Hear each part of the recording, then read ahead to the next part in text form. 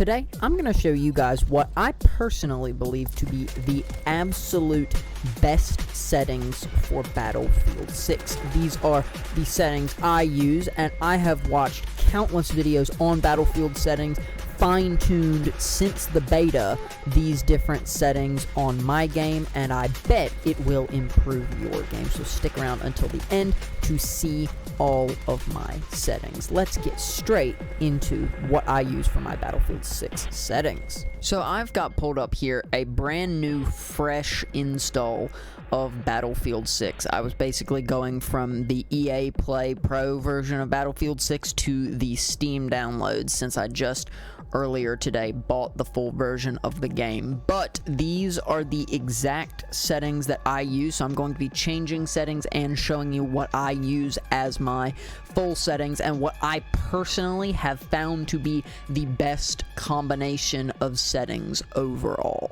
So we're going to go down the tabs, and I'll obviously leave these tabs time-stamped as well so that you can skip around if you want to, but in the accessibility settings, I've turned menu narration off, subtitles on.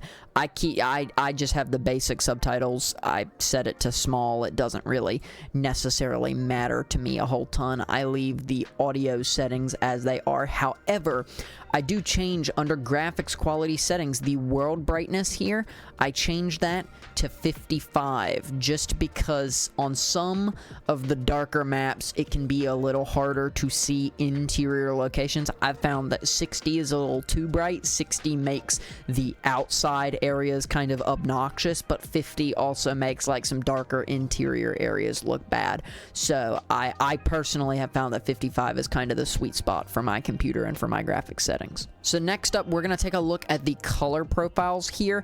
As you can see, by default, everything just feels a little flat. Like, it feels a little difficult to look at and not the easiest thing to possibly see. So what I like to do is I like to change this to custom settings, and that allows you to edit everything here. And I like to brighten pretty much everything other than the primary color. So primary color we're going to leave as is, but then player color we're going to drag up to being a bit more bright green. Friendly color we're going to drag up to being a bit more bright and vibrant blue. And basically I just go through here and make everything more vibrant. Like enemies, it is way easier to see enemies when you have them as this bright, you know, kind of very contrasty red here. Neutral color I do leave as that.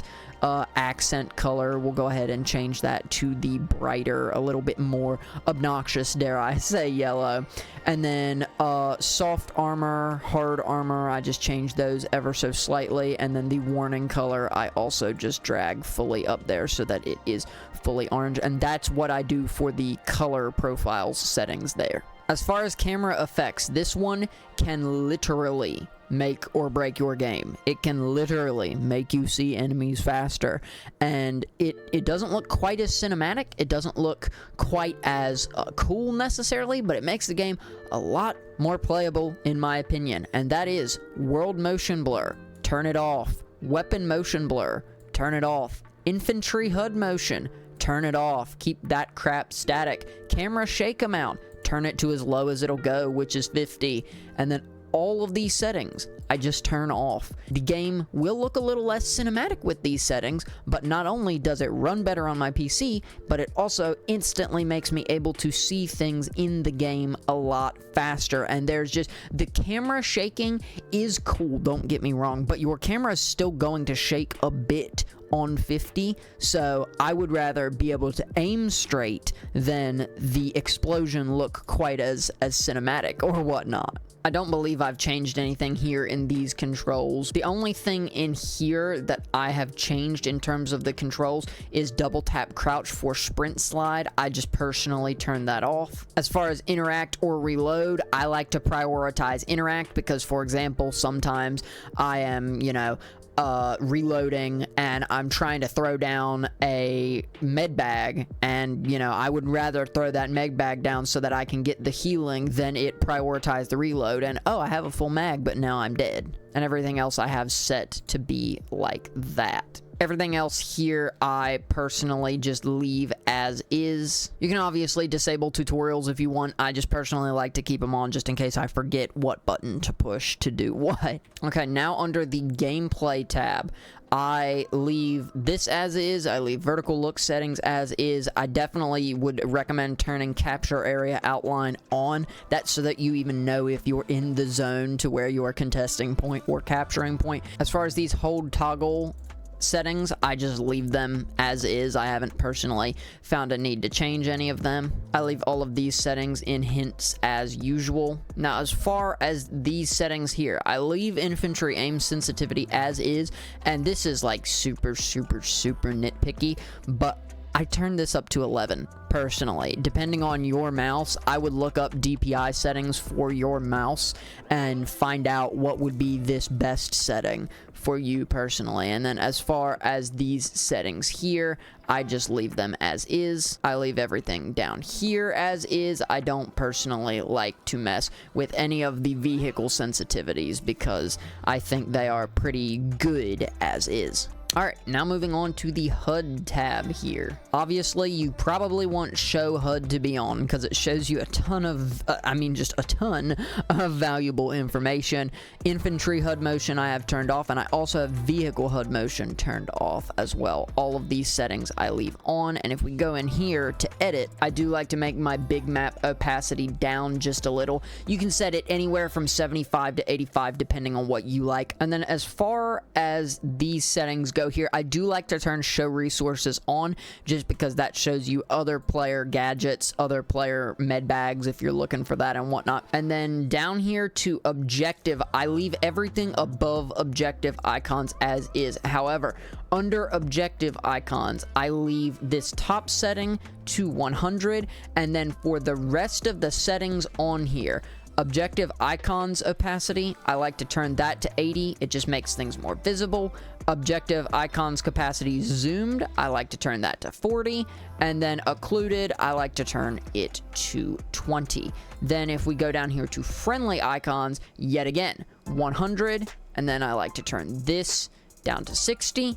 I like to turn this down to 40. And then again, leave 100 on that, 60 on this, 40 on this. It just makes it look a lot cleaner in general to me. Now getting down here to squad icons, basically the rule of thumb for squad icons is the 160-40 rule again, so I'm just going to quickly do that for these settings. And then down here on enemy icons, I just leave those as is because I want to be able to see the enemy icons at 100% scale no matter what all of the time. However, neutral icons here, I'm going to put 160-40 again. Ping marker icons I leave as is, and then all of these settings down here I also leave as is. That's pretty funny. Backing out of this setting here, I am now going to scroll down to minimap. As far as minimap size, I like to set it to large just because I like to be able to see as much information as possible. Again,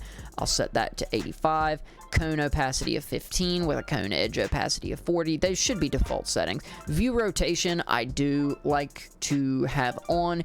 Interior zoom as is. I leave all of these settings as is. Now this here is something I like to change. Your crosshair opacity, I like to leave the opacity as is, but I like to turn the intensity up to 85. It just makes it a lot more visible for me. And I know some people like to change the color of their crosshair.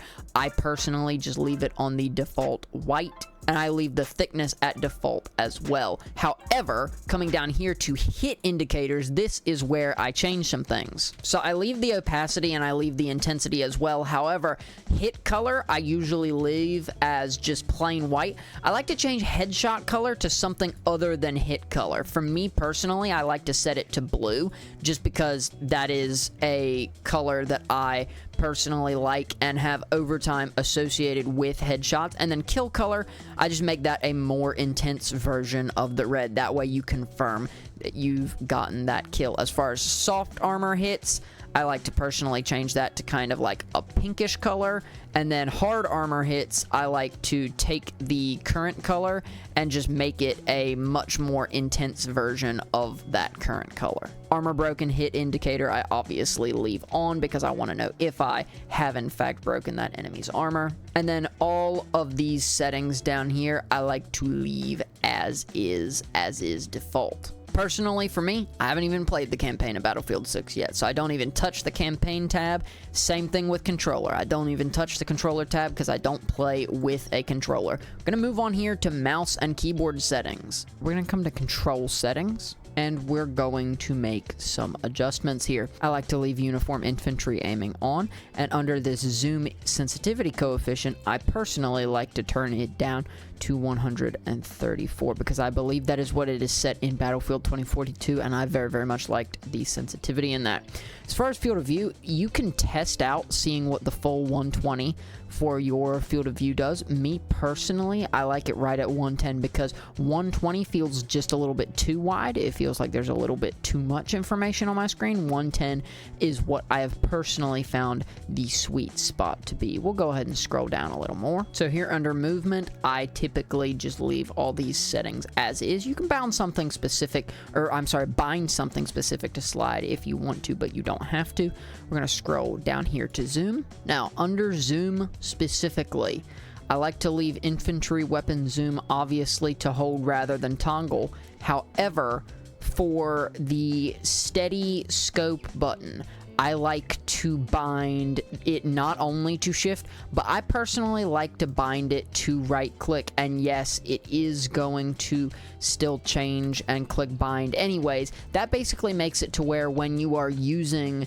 a sniper rifle on the recon class, rather than having to hold down shift, literally just ADSing allows me to have the scope steadied. It's just very nice to me personally. I leave all of these zoom with specific type of scope settings as is, and then down here on other, I also leave all of that as is, and under here on flick look, I leave that as is as well. So now we're gonna get here to our keybinds, and this is where things are going to probably get a little bit confusing and a little bit long, so I'm going to do my best to speed run this. So first things first, under general here, literally everything that is here I leave as is because all of these settings are good to me. It is once we get down here that I start to change some things. Under the movement and aiming tab, I obviously leave WASD as is, and I leave those arrows as is as well. But when I come down here, I leave jump, vault, and sprint as is, but I like to change crouch hold to something I'm realistically never going to push on my keyboard because I don't like to just completely clear that setting. So I bound that hold crouch button to something like F12 that I'm literally never going to hit, and then I changed this crouch toggle to left control, which is what crouch hold was there originally. Prone, I leave at Z. Parachute deploy, I also leave at that. And then I don't bind anything to slide because if I'm sprinting, I'm automatically going to go into a slide. And I've personally found that sliding is not super advantageous in Battlefield 6.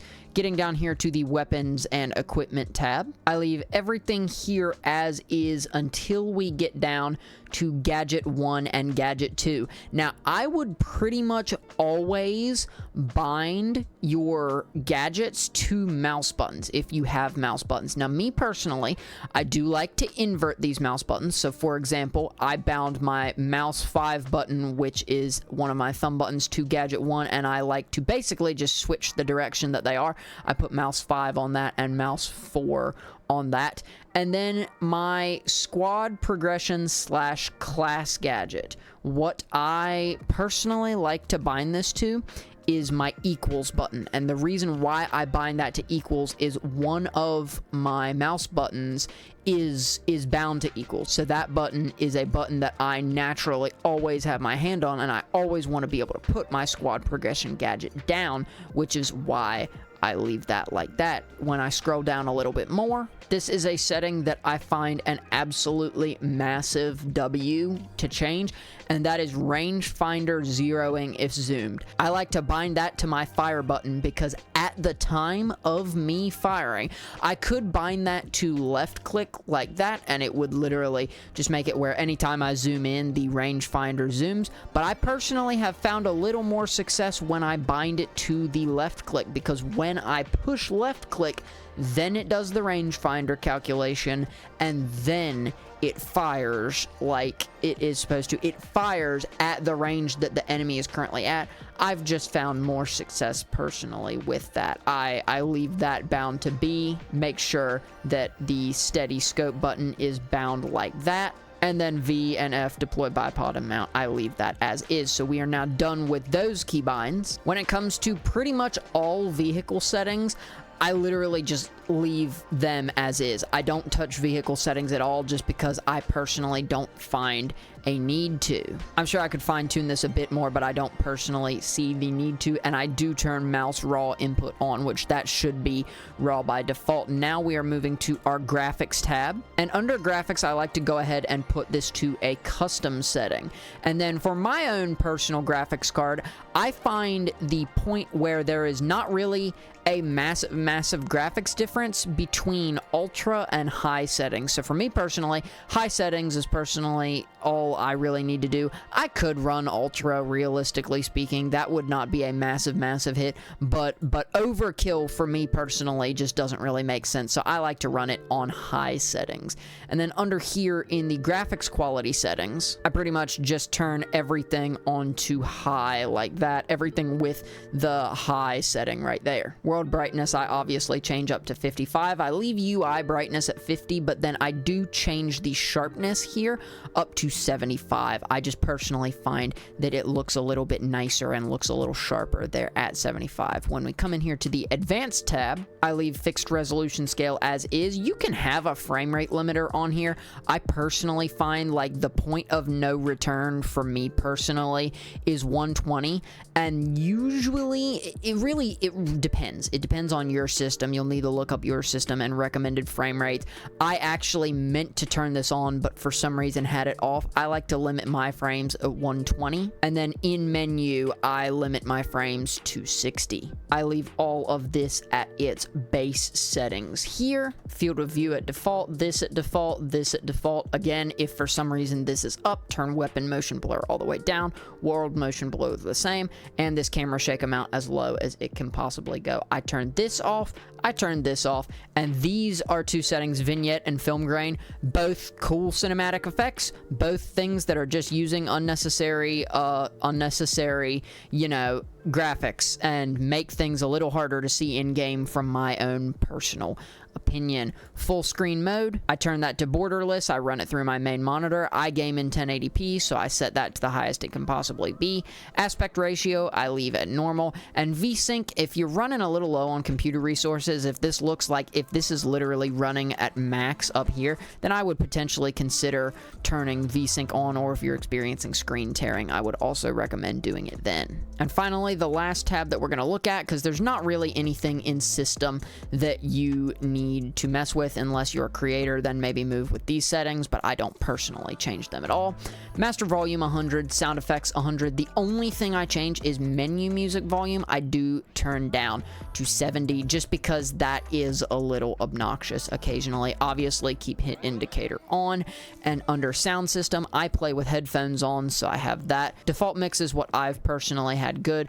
Audio and background, I would also keep that on. And then voice chat, you can pretty much change this to be whatever you want it to be. I usually change my push to talk binding. I bind my push to talk button to this mouse button on my mouse, which does also do vehicle seat 5. That makes things a little bit awkward, but it's usually not that big of a deal. Input device, I usually set that to be my headset just because I want that to be the main thing. And then I don't mess with any of these settings here, and I also don't mess with any of these settings. or the stuff down here. And that is pretty much all of my Battlefield settings, exactly how I run them and exactly how I set it up. Obviously, feel free to comment down below if you guys have found some settings or have found some keybinds that really help you. I may consider making a second video to kind of add on to this. Thank y'all so much for watching, and be sure to subscribe if you're interested for more Battlefield 6 tips and tricks videos. Thank y'all so much for watching. I'll see you later.